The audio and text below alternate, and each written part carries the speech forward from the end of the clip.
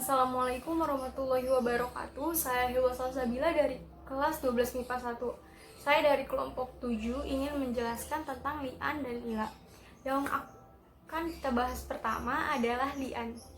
Apabila seorang laki-laki menuduh istrinya berbuat serong dengan laki-laki lain, kemudian istrinya menganggap bahwa tuduhan itu bohong, maka sang suami harus dijatuhi hukuman dera, kecuali dia mempunyai bukti yang sangat kuat atau melakukan li'an. Berdasarkan salah satu firman Allah dalam qiraati surah An-Nur ayat 6-9, dan orang-orang yang menuduh istrinya berbuat zina padahal tidak mempunyai saksi selain dirinya sendiri, maka persaksian orang itu ialah 4 kali bersumpah dengan nama Allah bahwa sesungguhnya ia adalah termasuk orang-orang yang benar, dan sumpah yang kelima adalah bahwa laknat Allah atasnya jika ia termasuk orang-orang yang berdusta. Kemudian istrinya dihindarkan dari hukuman oleh sumpahnya 4 kali atas nama Allah bahwa sesungguhnya suaminya termasuk orang-orang yang berdusta, dan sumpah yang kelima bahwa laknat Allah atasnya jika suaminya termasuk orang-orang yang benar. Kekuatan hukum li'an. Apabila suami istri melakukan mula'anah atau li'an, maka berlakukanlah pada keduanya hukum-hukum berikut ini. 1. Keduanya harus diceraikan berdasarkan dari hadis Ibnu Umar radhiyallahu anhu.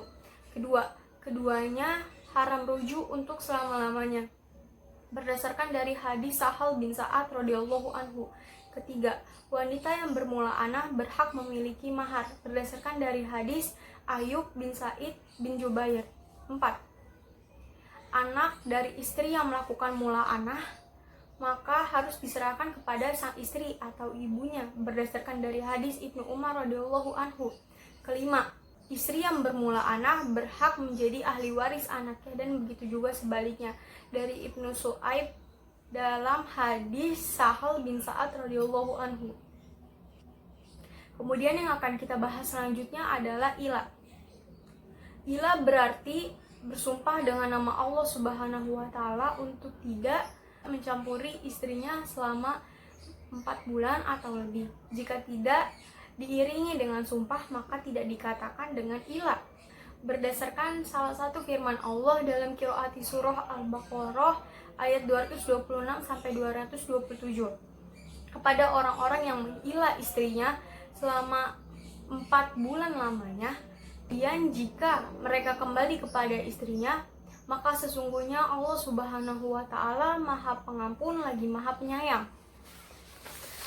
Dan jika mereka berazam menetapkan hari untuk talak, maka sesungguhnya Allah Subhanahu wa taala Maha mendengar lagi Maha mengetahui.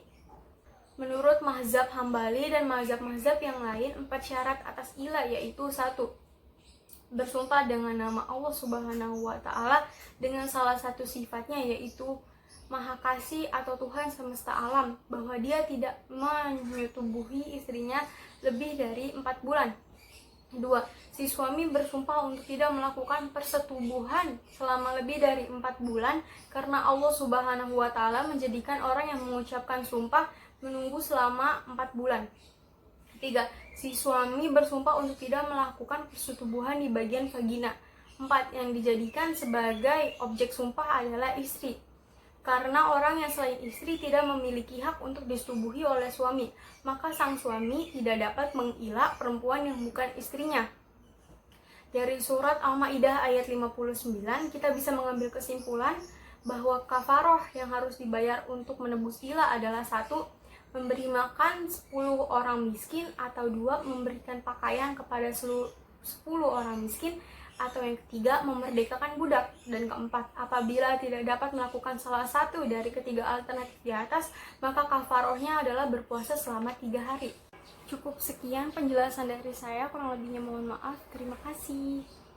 Assalamualaikum warahmatullahi wabarakatuh. Perkenalkan, nama saya Alia Azhara Nurrahman dari kelas 12 MIPA 1. Kali ini saya akan menjelaskan tentang hulu. Hulu secara etimologi artinya adalah melepaskan. Sedangkan menurut istilah di dalam ilmu fikih, hulu adalah permintaan cerai yang diminta oleh sang istri kepada suami dengan memberikan harta, uang, dan lain-lain agar sang suami mau menceraikannya. Hukum dari hulu adalah mubah atau boleh. Lain lagi jika sang istri melakukan hulu kepada sang suami bukan karena alasan yang diperbolehkan oleh agama, melainkan seperti sang suami buruk rupa, maka hulu tersebut hukumnya akan menjadi haram. Assalamualaikum warahmatullahi wabarakatuh. Nama saya Intan Fauzia, saya dari kelas 12 MIPA 1, absen 20. Di sini saya akan menjelaskan tentang fasad dan nusyuz. Fasad menurut bahasa ialah rusak atau putus, yang berarti memutuskan pernikahan. Perkara ini hanya diputuskan apabila pihak istri membuat pengaduan kepada mahkamah dan hakim. Menurut pendapat lain, fasad adalah rusak atau putusnya perkawinan melalui pengadilan.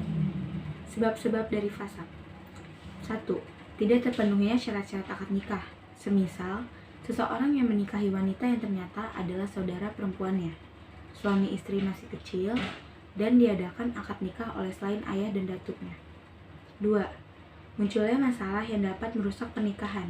Misalnya, murtadnya salah satu dari pasangan suami atau istri, hilangnya suami dalam tempo waktu yang cukup lama, miskinnya seorang suami hingga tidak mampu memberi nafkah keluarganya karena unah, yaitu zakar atau impoten, tidak hidup untuk jima, sehingga tidak dapat mencapai apa yang dimaksud dengan nikah. Dari Sa'id bin Musayyab radhiyallahu anhu berkata, Umar bin Khattab telah memutuskan bahwasannya laki-laki yang unah diberi janji 1 tahun. Hadis riwayat Sa'id bin Mansur. Berikutnya saya akan menjelaskan tentang nusyuz. Nusyuz berarti penentangan atau lebih umumnya adalah pelanggaran istri terhadap perintah dan larangan suami secara mutlak.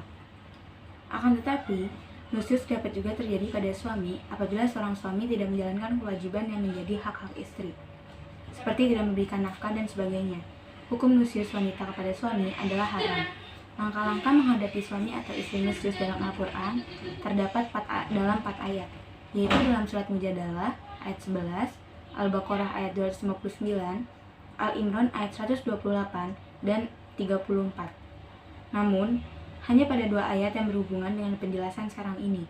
Berkenaan langkah menghadapi istri nusyuz, Al-Quran menjelaskan, wanita-wanita yang kamu khawatirkan nusyuznya, maka nasihatilah mereka. Lalu pisahkan mereka di tempat tidur mereka. Dan lalu pukullah mereka. Kemudian jika mereka menaatimu, maka janganlah kamu mencari-cari jalan untuk menyusahkannya. Jadi kesimpulannya yaitu, pertama dinasehati, yang kedua jika nasihat tidak memberikan pengaruh, maka masuk langkah kedua, yaitu pisah tempat tidur. Yang ketiga, jika langkah 2 tidak mempan juga, maka masuki langkah yang ketiga, yaitu memukul istri. Dalam perkara nusyuz suami, Al-Quran menjelaskan, dan jika seorang wanita khawatir akan nusyuz atau sikap tidak acuh suaminya, maka tidak mengapa bagi keduanya mengadakan perdamaian yang sebenar-benarnya, dan perdamaian itu lebih baik. Sekian penjelasan dari kami, selebihnya mohon maaf. Wabillahi taufiq wal hidayah. Wassalamualaikum warahmatullahi wabarakatuh.